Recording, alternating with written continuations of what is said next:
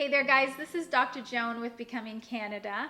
I'm actually quite excited to be talking to you about today's topic, which is financial freedom and success.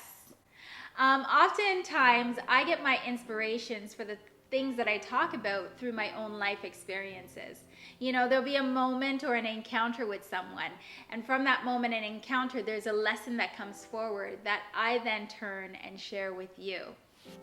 So this morning I got up and I was actually very motivated to read this book. The book is called Modern Day Miracles, and it's written or edited by a lady named Alison Restagano, and it has 50 true stories of divine encounters, supernatural healings, heaven and hell experiences, and many, many more.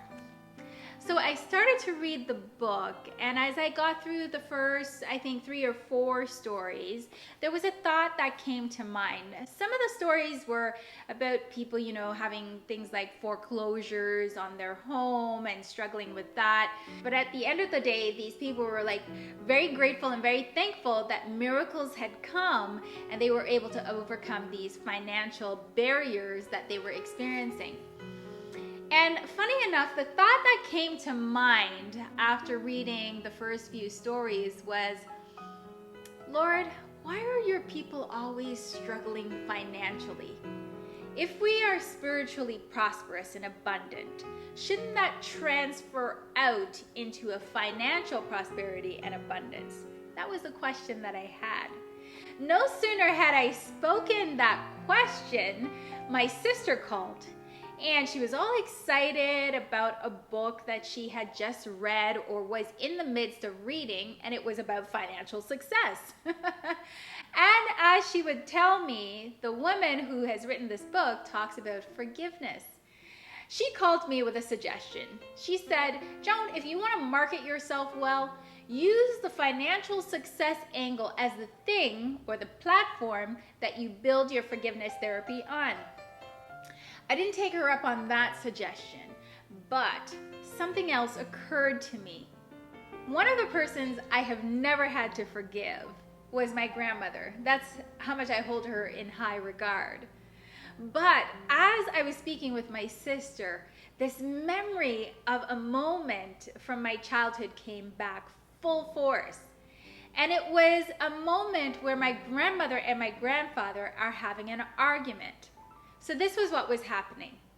My grandmother had gone to the market, and she had gone specifically to buy meat or fish, but for whatever reason, she missed the fact that the fish was spoiled. She brought it home, she attempted to rescue it in some way, cover it with gravy, whatever the case may be. She actually went through and cooked the whole meal, but even that didn't help the fish.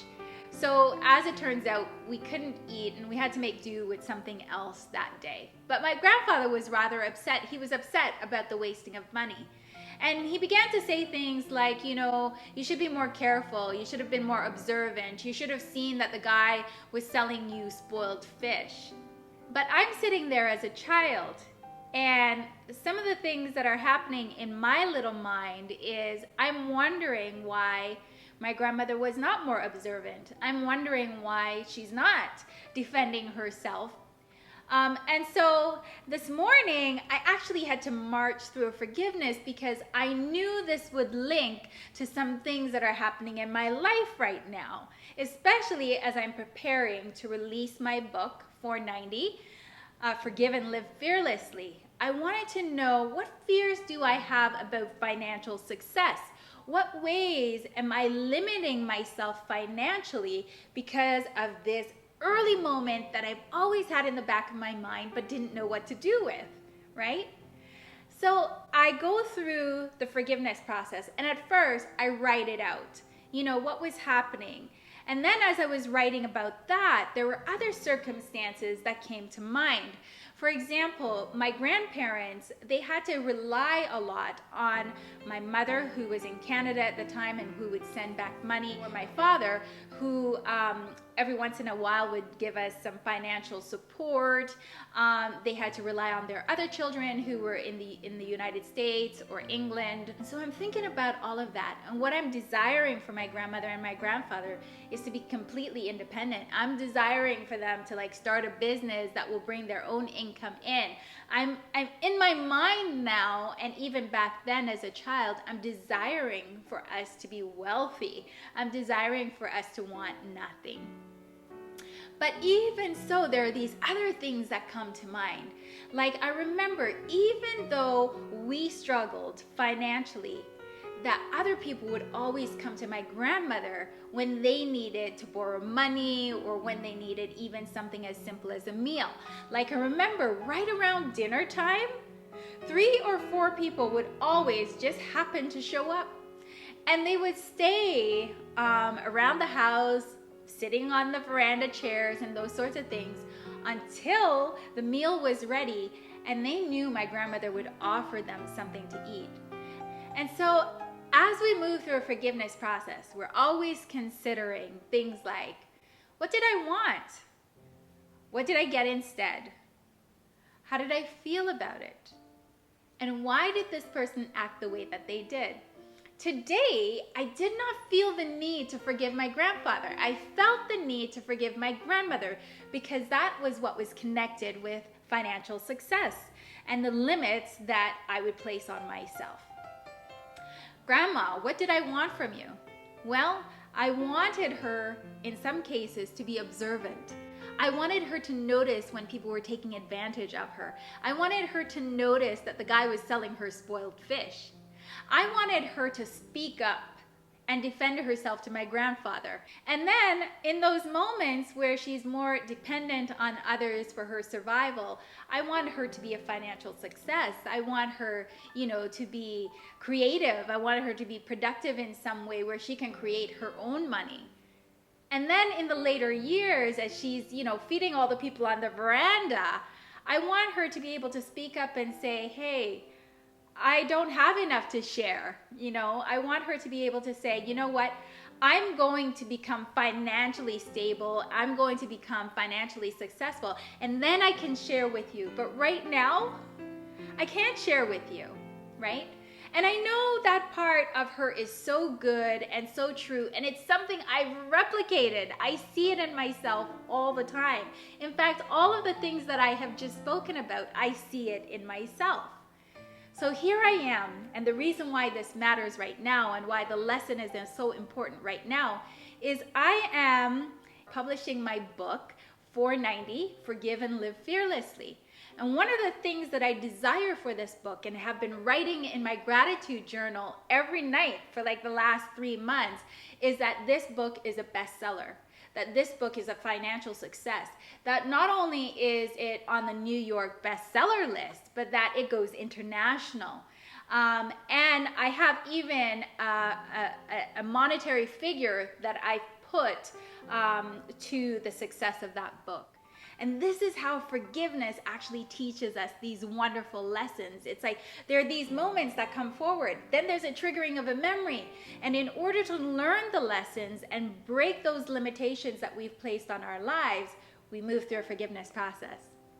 Nana, I forgive you for not being observant, for not recognizing when you're being taken advantage of.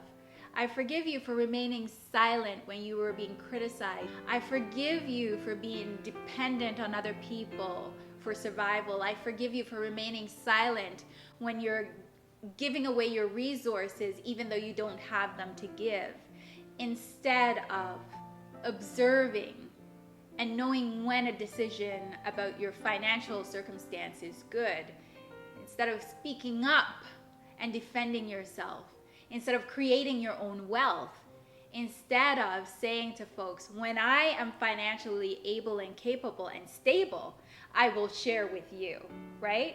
And so I know why my grandmother behaved the way that she did. This was a woman who was taken out of school early, never learned how to really read and write, but survived nevertheless and did it well. And I know her heart, such a generous spirit and a generous heart, and that her kindness actually was what made her give, and her kindness was what made her never defend. And so as I'm processing all of that, though, I am sitting there as this 5-year-old, this 6-year-old, this 7-year-old child who's watching this argument. And I recognize that the person I'm feeling sympathy for is my grandmother. And in every circumstance, the pain point that we are feeling sympathetic towards, that is the person that we actually mirror and replicate in our lives. So rather than, becoming the observant person that my grandfather was suggesting, I recognize that there have been times where I let people hide the truth from me. Oh, you desire to buy this house? Oh, they don't tell you that there's certain issues with that house. Oh, you want to come to this job, but they don't tell you about all the things that are hidden under that job that will cause a lot of stress for you.